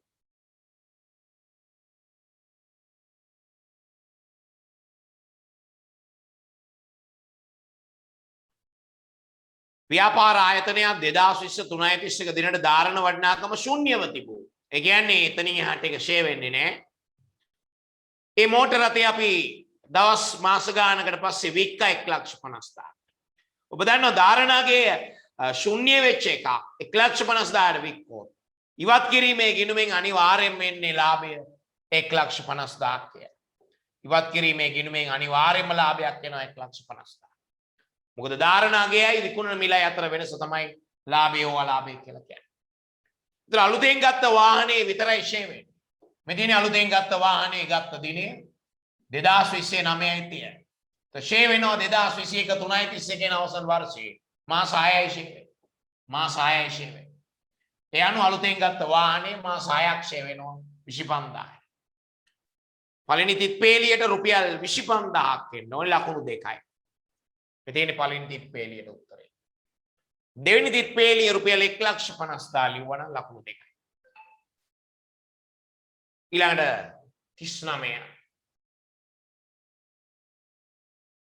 39 ඔය සියල්ලම නිවැරදි නම් ලකුණු 4ක් දෙන්න. වැරදුනොත් වර්ධින එකකට ලකුණු 1 ගානේ අඩු කරන්න. මේ ඔක්කොම පහම හරිනම් ලකුණු 4ක් දෙන්න. මේ පහම හරිනම් ලකුණු 4ක් දෙන්න. මේකේ එකක් හරි වැරදුනොත් එක ලකුණක් ගානේ අඩු කරන්න. ඔබ දන්නවා කම්මල් සේවකයන්ගේ මූලික වැටුප ඍජු පිරිවැය. සුපරීක්ෂකවරයාගේ මොකක් වුණත් වක්‍ර. සුපරීක්ෂකයාගේ මොකක් වුණත් වක්‍ර පිරිවැය. කම්මල් සේවකයාගේ ජීවන වියදම් දීමනාව එක වක්‍ර පිරිවැය. සුපරීක්ෂකයාගේ ඉතින් මොකක් වුණත් වක්‍ර. කම්මල් සේවකයාගේ යම් දීමනාවක් තියෙනවා නම් නිෂ්පාදනයේ අරමුණු කරගෙන ගෙවපු දීමනාව. ඒක ඍජු. ඒ අනුව අංක 5 ඍජු. නිෂ්පාදනයේ අරමුණු කරගෙන දුන්නු දීමනාවක් නිසා කම්මල් සේවකයාගේ අතිකාල දීමනාව නිෂ්පාදනයේ අරමුණු කරගෙන දීලා තියෙන්නේ. එසේ ඒක ඍජු. ඔබ ඒක ශ්‍රම පිරිවැය පාඩමේදී ඉගෙනගෙන තියෙනවා. විශේෂයෙන්ම කෙටි ප්‍රශ්න පත්‍රයේ ප්‍රශ්නවලදී ඒක වැදගත් වෙනවා ඒ දැනුම. අපි එමු 40ට. 40 සමාගම් ගිණුම්කරණයේ ඇසුරින් පහත ප්‍රකාශ සත්‍යද අසත්‍යද? සීමා සහිත පොදු සමාගම් වල වාර්ෂික වාර්තාවට මූල්‍ය ප්‍රකාශන කට්ටලේ දෙන්නම ඕනේ ඒක ඇත්ත. සත්‍යයි. රඳවාගත් ඉපයුම් ප්‍රාග්ධනිත කිරීම හරහා මුදල් එන්නේ නැහැ. ඔව් ඒකත් ඇත්ත. මොකද රඳවාගත් ඉපයුම් ප්‍රාග්ධනිත කරනවා කියන්නේ ප්‍රසාද නිකුතුව. මුදල් එන්නේ නැහැ ඒක ඇත්ත. අංක 3 කොටසක ප්‍රතිෂ්ඨාව ලබාගත හැකි එකම මාර්ගය මුදලින් පමණයි. ඇත්තටම කොටසක මිල අපිට ගන්න පුළුවන් මුදලින් විතරක් නෙමෙයි. තව තියෙනවා විවිධ ආකාරයේ දේවල්. වෙනත් වත්කම් වලින් ගන්න පුළුවන්. පොරොන්දු නෝට්ටු වලින් ගන්න පුළුවන්. ඒ නිසා මුදලින්ම ගන්න ඕනේ. ඒක අසත්‍යයි. 4 සමාගමක මූල්‍ය ප්‍රකාශන කට්ටලයට විගණන වාර්තාව මූල්‍ය ප්‍රකාශන කට්ටලේ සංරචකයක් ලෙස විගණන වාර්තාව ගන්නේ නැහැ. හොඳයි. අසත්‍යයි. මූල්‍ය ප්‍රකාශන කට්ටලේ සංරචක වලට අපි ගන්නේ එකක් ලාභ හෝ අලාභ සහ වෙනත් විශ්ීර්ණ ආදායම් ප්‍රකාශනය. 2 ස්කන්ධ ප්‍රකාශනය. 3 මූල්‍ය තත්ත්ව ප්‍රකාශනය. 4 මුදල් ප්‍රවාහ ප්‍රකාශනය. 5 සටහන්. විගණන වාර්තාව මූල්‍ය ප්‍රකාශන කට්ටලේ සංරචකයක් ලෙස ගන්නේ නැහැ. හොඳයි. අපි එමු 41ට.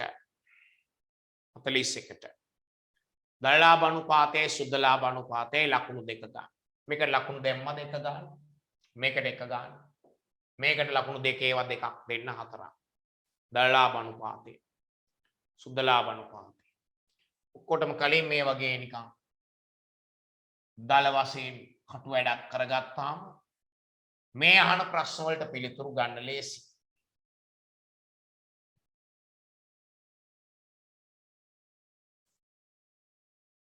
හතලිස් දෙකට එමු. 42 තොරතුරු එක ඒකකයක පිරිවැය තමයි මේ හැම එකක්ම දීලා තියෙන්නේ. මේ හැම එකක්ම එක ඒකකයක ද්‍රව්‍ය පිරිවැය, එක ඒකකයක ශ්‍රම පිරිවැය, මෙතන එක ඍජු පිරිවැයවත් ප්‍රාථමික පිරිවැය. මේ තමයි එක ඍජු පිරිවැයවත් ප්‍රාථමික පිරිවැය. නිෂ්පාදන පොදු කාර්ය පිරිවැය ගන්න ඕනේ. නිෂ්පාදන පොදු කාර්ය පිරිවැය ගන්නේ ඍජු ශ්‍රම පැයකට රුපියල් 350 ගන්න. ඔබ දකින්න ඇති මේ ගානේ ඍජු ශ්‍රම පැය තියෙනවා 8ක්. ගානේ කෙලින්ම කියලා නෑ. නමුත් ඔබ ඒක දකින්න ඇති ගාන කියවද්දී. මොකද ඍජු ශ්‍රම පැයකට අපි රුපියල් 200 ගානේ මෙතන අනිවාර්යෙන් 8ක් තිබිලා තියෙනවා පැය.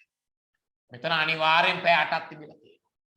ඒ අනුව නිෂ්පාදන පොදු කාර්ය පිරිවැය පැයකට 350 ගානේ පැය 8කට 2800යි. ඒ අනුව මේ එන්නේ මුළු නිෂ්පාදන පිරිවැය. මුළු නිෂ්පාදන පිරිවැය. මේ ඒකක එක. මේ හැම එකම දීලා තියෙන ඒකක එක.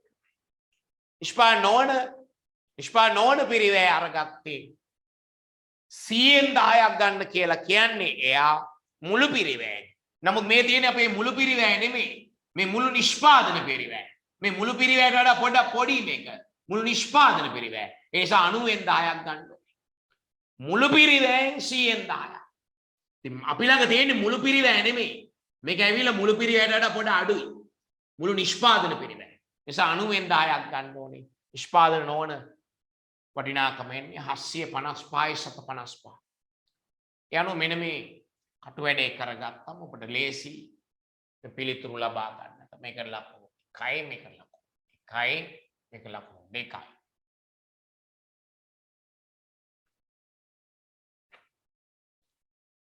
හතලිස් තුන්වෙනි ප්‍රශ්නයට යනකොට ඒකේ තේරුම් ගත යුතු දෙයක් තියෙනවා. ඒක ස්ක්‍රීන් එක බලන්න එපා එකපාර. කියන දේ අහගන්න. 43 ස්ක්‍රීන් එක බලන්න එපා. කියන දේ අහන්න. සමාගමක් විසින් තනි භාණ්ඩයක් නිෂ්පාදනය කර ලබන අතර එම ඒකකයක් රුපියල් 50 බැගින් විකුණනවා. සමාගම ඒකක 8000ක් විකුණන්නේ නම් අලාභය රුපියල් 12යි. ඒතර පේපර් එකේ ලියා ගන්න 8000ක් විකුණද්දී ඒකක එක ඒකකයකින් රුපියල් 12ක අලාභයක් එනවා නම් ඒ කියන්නේ එක ඒකකයක මුළු පිරිවැය 62යි. ඒක ලියා ගන්න.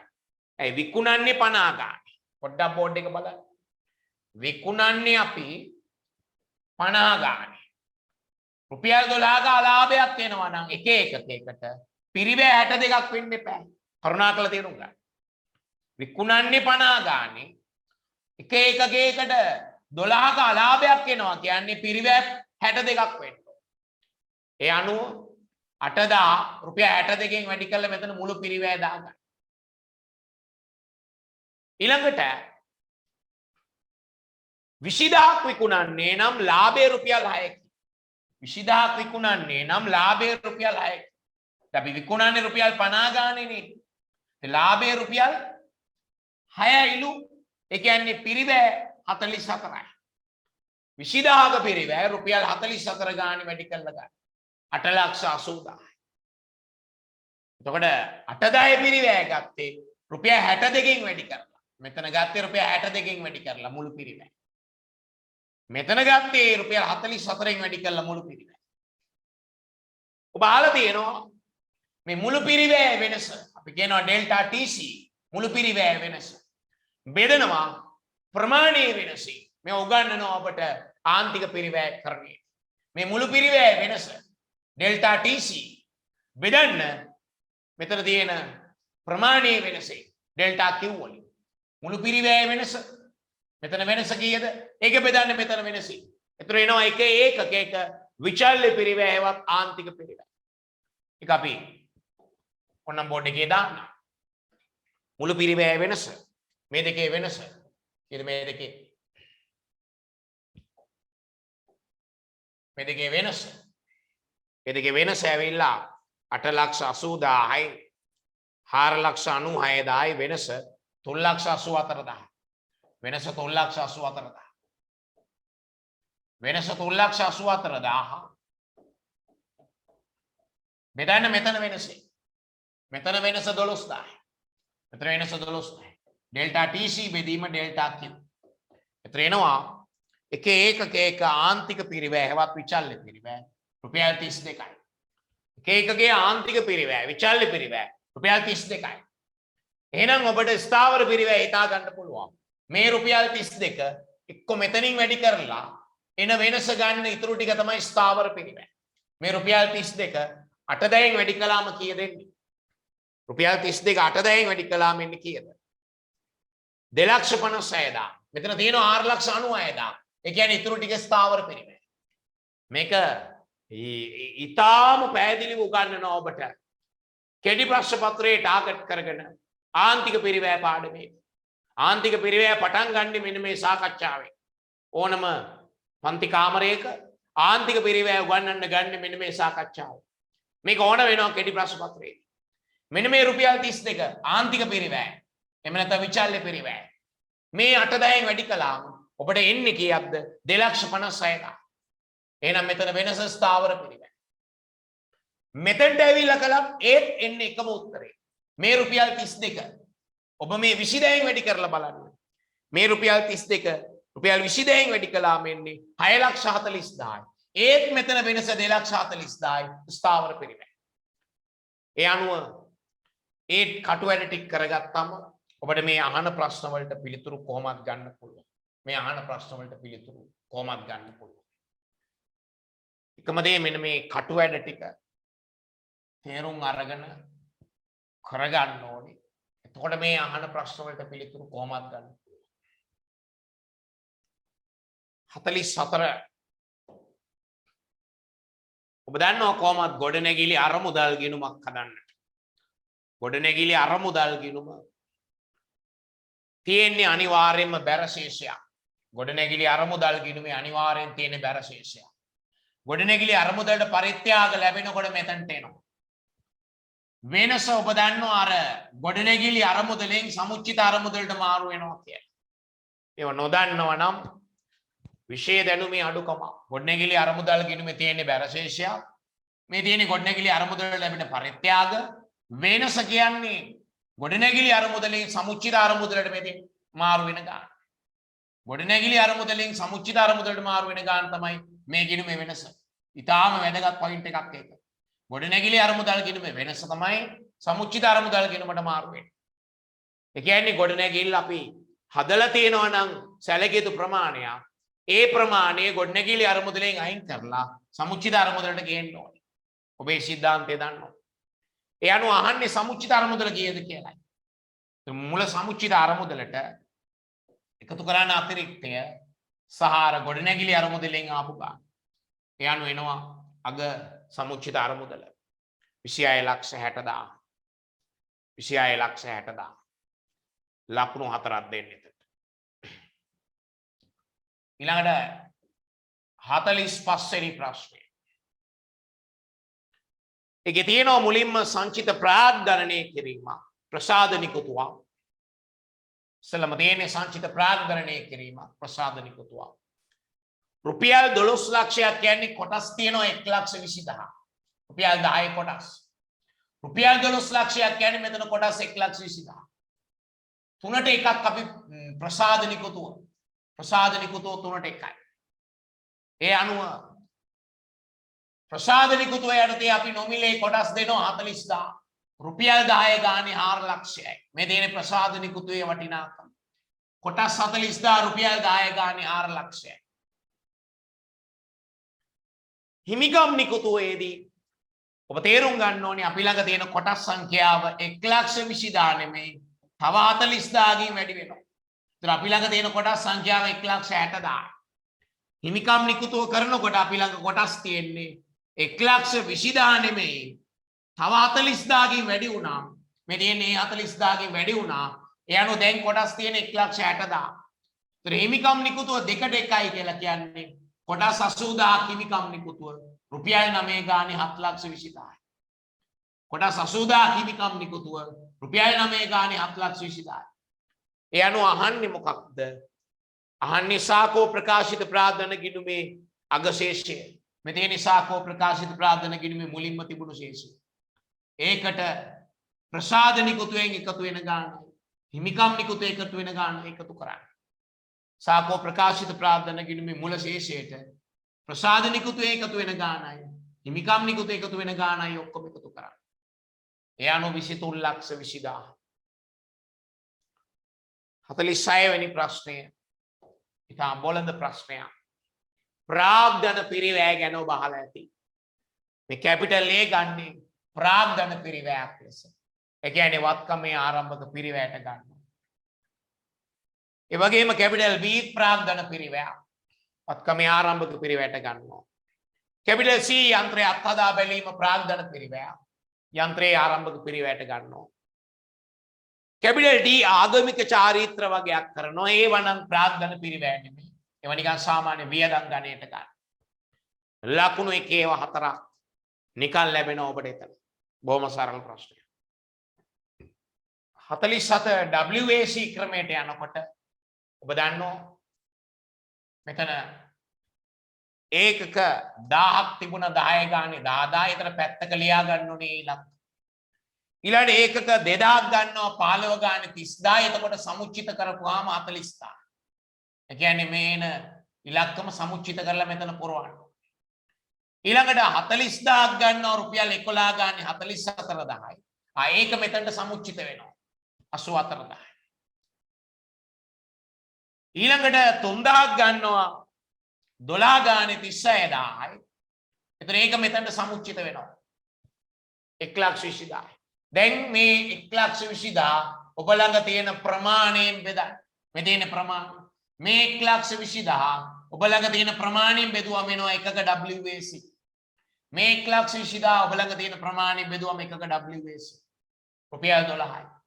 එහෙනම් විකුණපු 5000 පිරිවැය රුපියල් 12 ගානේ 60000යි. ඉතිරි 5000 පිරිවැය රුපියල් 12 ගානේ 60000. එක දෙයක් වා නෝට් කරගන්න. මෙච්චර සිම්පල් විදියට කරන්න පුළුවන් ෆස්ට් පේපර් එකේ විතරයි. සෙකන්ඩ් පේපර් එකේ මේ වගේ එකක් ආවොත් ගබඩා ලෙජරේ ගහලා කරන්න ඕනේ. මොකද හේතුව මේ වගේ ළඟ ළඟ ගනුදෙනු දෙන්නේ නැහැ. මේ ඔක්කොම ළඟ ළඟ වෙච්ච ගනුදෙනු. වික්කේ වෙනම තැනක. එහෙම එන්නේ කලවමේ આવොත් මේ විදිහට යන්න බෑ. මතක තියාගන්න. ගබඩා ලෙජරේ ඇඳලා ගන්න ඕනේ. මේ ළඟ ළඟ ඔක්කොම ගැනුම් ඇවිල්ලා විකුණුම් වෙනම දුන්නේ. එහෙම වුණාම ලේසි ගන්න හදන්න. හරි මේ කලවමේ ගැනුම් විකුණුම් ගැනුම් ඔහොම කලවමේ දුන්නොත් මේ වගේ සරලව කරන්න බෑ. ඒව එන්නේත් නෑ ෆස්ට් පේපර් එකේ. ඒව එන්නේ සෙකන්ඩ් පේපර් එකේ ගබඩා ලෙජරයක් ලෙස හදන්නටයි. හොඳයි මෙතන ලකුණු 2යි 2යි 4යි. ඊළඟට 48 වෙනි ප්‍රශ්නය.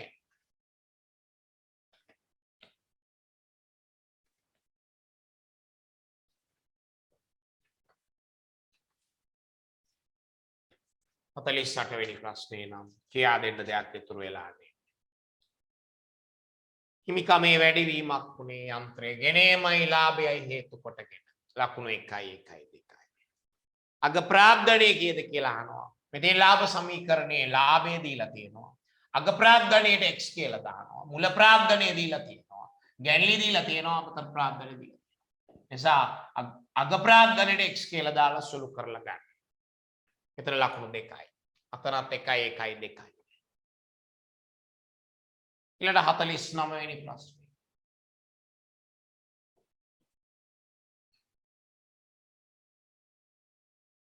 පිළියෙල කිරීමේ අරමුණ ලාභ අරමුණු කර නොගත් සංවිධානවලයි අහන්නේ මුදල් ගිණුම. අපි කියනවා ලැබීම් හා ගෙවීම් ගිණුම කියලා. මුදල් ගිණුම. මේ මුදල් ගිණුම සම්බන්ධව ආන්සර්ස් මේ ආදායම් හා වියදම් ගිණුම සම්බන්ධව ආන්සර්ස්. මුදල් ගිණුම ආදන අරමුණ ඔබ දන්නවා. මුදල් ගනුදෙනු වාර්තා කිරීම. එමෙන්න අග මුදල් ශේෂයේ සෙවීම කිව්වත් ලකුණු දෙන්න. ආදායම් වියදම් ගිණුම හදන එකේ අරමුණ ආදායම් අතිරික්තය වුණතාවයේ සෙවීම නැත්නම් කාර්ය සාධනයේ මැනීම කිව්වත් ලකුණු දෙන්න. මුදල් ගිණුම හදන්නේ මුදල් පදනම මත. මේක හදන්නේ උපචිත පදනම මත. හොඳයි ලකුණු දෙනකොට ඔබට පේනවා ඇති. එතන 2යි මේ පේලියම හරිනවා. මේ පේලියම හරිනා ලකුණු 2යි. හොඳයි. 50 වෙනි ප්‍රශ්නේ ලකුණු 1 ඒවා 4ක් දෙන්න. පළවෙනි එක මූල්‍ය කටයුත්ත. බැංකුවෙන් ණය ලබා ගැනීම. දෙවෙනි එක මෙහෙයුම් කටයුත්ත. ණය හිමියන්ට ගෙවීම. තුන්වෙනි එක ආයෝජනයක්. ස්වාධිකාරයක් විකුණා මුදල් ලැබීම. හතරවෙනි එක ඔබට පේනවාද ද්විමාසික තැන්පතුවක්. ඒක අපි ද්විමාසික තැන්පතුවක් කියන්නේ මුදල් හා සමාන දෑවලට ඒක අපි දාන්නේ මේ යොම ආයෝජන මූල්‍යවල. එතන මේම ඉරි කෑල්ලක් ගැව්වනම් ඔබට ලකුණක් හම්බ වෙනවා. ඒක මොන කටයුත්තක්වත් නොවේ කියන අදහසින් පිළිතුර දීලා තිබුණොත් ලකුණක් හම්බ. ඒ අනුව එතනත් ලකුණු 4යි. හොඳයි ප්‍රශ්න පත්‍ර සාකච්ඡා පිළිබඳව ඔබ දක්වන මතය කරුණා කරලා ඔබ ඉදිරිපත් කරන්න අපේ කමෙන්ට් වල ඒක අනිත් අයටත් ප්‍රයෝජනවත් වෙයි කියලා හිතනවා. මෙතනින් එහෙනම් නවතිනවා දවසේ සාකච්ඡාව. ස්තුතියි සහභාගී වෙච්ච හැමෝටම.